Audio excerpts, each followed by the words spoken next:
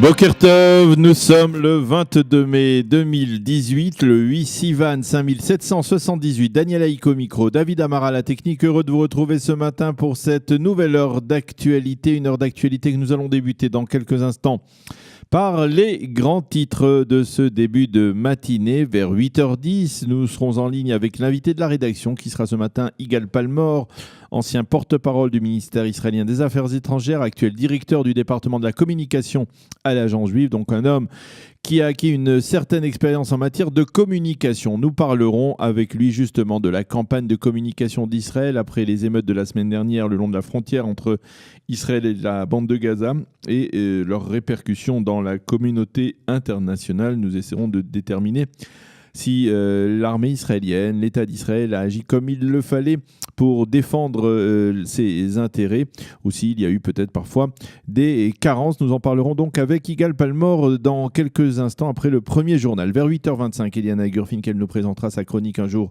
notre histoire. Vers 8h35, j'aurai le plaisir de vous présenter la revue de la presse et des médias israéliens. Et vers 8h45, nous serons avec Jonathan Hackenbaum, avec lequel nous parlerons d'environnement et en particulier de transmission énergétique. Nous en parlerons à l'occasion du passage en Israël de l'Energy Observer, qui est le premier bateau, le premier catamaran propulsé à hydrogène, à l'aide de l'hydrogène, et qui est en visite actuellement, ce catamaran, en Israël.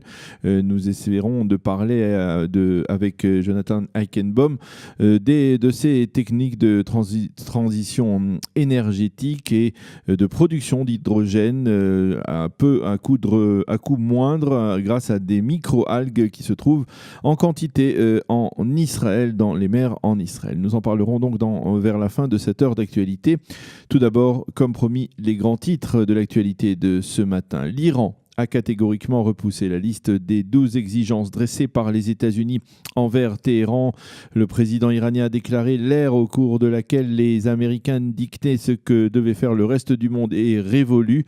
Je vous rappelle que dans une intervention particulièrement importante, le secrétaire d'État américain Mike Pompeo a menacé hier l'Iran d'imposer à ce pays des sanctions économiques particulièrement sévères, les plus sévères même jamais imposées à un État souverain si elle ne respectait pas 12 exigences américaines comme le retrait des forces iraniennes de Syrie, l'arrêt des menaces de destruction contre l'État d'Israël et le gel de la construction ou de la production de missiles balistiques iraniens.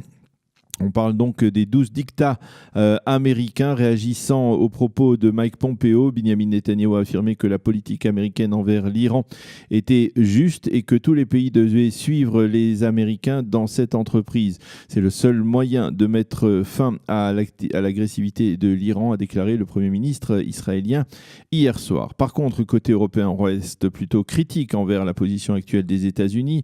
Hier, Federica Mogherini, la préposée aux affaires étrangères de l'Union européenne, a affirmé qu'il n'y avait pas d'alternative à l'accord de Vienne. Selon elle, Pompeo n'a pas expliqué hier pourquoi et comment un retrait américain de cet accord allait rendre la région, le Proche-Orient, plus sûre face à la menace nucléaire, a déclaré donc Federica Mogherini, la préposée aux affaires étrangères de l'Union européenne. Le secrétaire général des Nations Unies, Antonio Guterres, s'en est pris hier très vivement au Hezbollah. Il a demandé au gouvernement libanais à Beyrouth de prendre toutes les mesures qui s'imposent pour vérifier que le Hezbollah et les autres milices libanaises n'engrangent pas d'arsenal qui pourrait mettre en danger la souveraineté du Liban.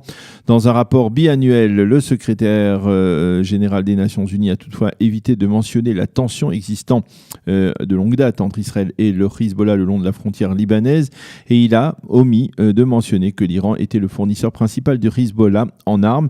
Guterres estime que la conduite du Hezbollah violait les résolutions du Conseil de sécurité de l'ONU selon lesquelles toutes les milices libanaises devaient être désarmées. L'état de santé de Mahmoud Abbas continue à préoccuper les Palestiniens, mais aussi les Israéliens. Le directeur de l'hôpital de Ramallah, où a été admis le Raïs palestinien, a affirmé hier soir que Mahmoud Abbas souffrait d'une pneumonie, mais qu'il reprenait des forces. Djibril Rajoub, l'un des leaders du Fatah, a lui affirmé que la vie de Mahmoud Abbas n'était pas en danger et que sa santé était bonne. Des sources palestiniennes ont révélé que plusieurs chefs d'État arabes avaient téléphoné au cours des 24 dernières heures à Mahmoud Abbas pour prendre de ses nouvelles. Le leader du Hamas dans la bande de Gaza, Yahya Sinwar, a affirmé que son organisation était déterminée à briser le blocus imposé selon lui par Israël. Il a précisé qu'il n'hésitera pas à sacrifier, je le cite, hommes, femmes et enfants pour parvenir à un tel objectif. Dans un entretien à la chaîne du Hezbollah, Sinwar a affirmé que le paroxysme de l'actuelle vague de violence au cours le long de la frontière entre Israël et la bande de Gaza sera atteint dans 15 jours, entre la journée de la Naksa, le début de la guerre des 6 jours qui commémore le début de la guerre des 6 jours, c'est-à-dire le 5 juin prochain, et le dernier vendredi du Ramadan qui doit intervenir quelques jours plus tard. Une vingtaine de commandants en chef des armées de l'air de leur pays viennent en Israël pour participer à une convention exceptionnelle au cours de laquelle ils pourront découvrir les technologies israéliennes qui font de l'armée de l'air une armée si performante, en particulier dans le contexte sécuritaire actuel. Parmi les généraux qui seront présents à ce colloque, les commandants des armées de l'air françaises, américaines, allemandes, indiennes, italiennes, brésiliennes et même le commandant en chef de l'armée de l'air de la Royal Navy de la Grande-Bretagne qui sera également présent. La Knesset débattra demain d'un projet de loi déposé par les députés Shmueli du camp sioniste et Ohana du Likoud, un projet de loi visant à reconnaître le génocide du peuple arménien en 1915 par la Turquie.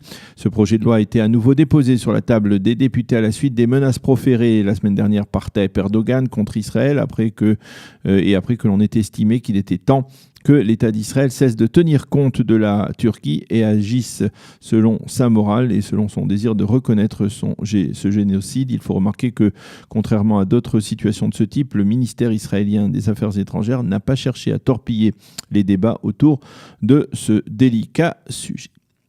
La météo pour terminer, le temps sera très chaud et très sec sur l'ensemble du territoire israélien avec des températures particulièrement élevées aujourd'hui. Il fera 36 degrés à Jérusalem, 37 à Tel Aviv et 42 degrés à Eilat. Nous allons marquer une première pause et on se retrouve dans quelques instants avec notre invité de la rédaction, Igal Palmore.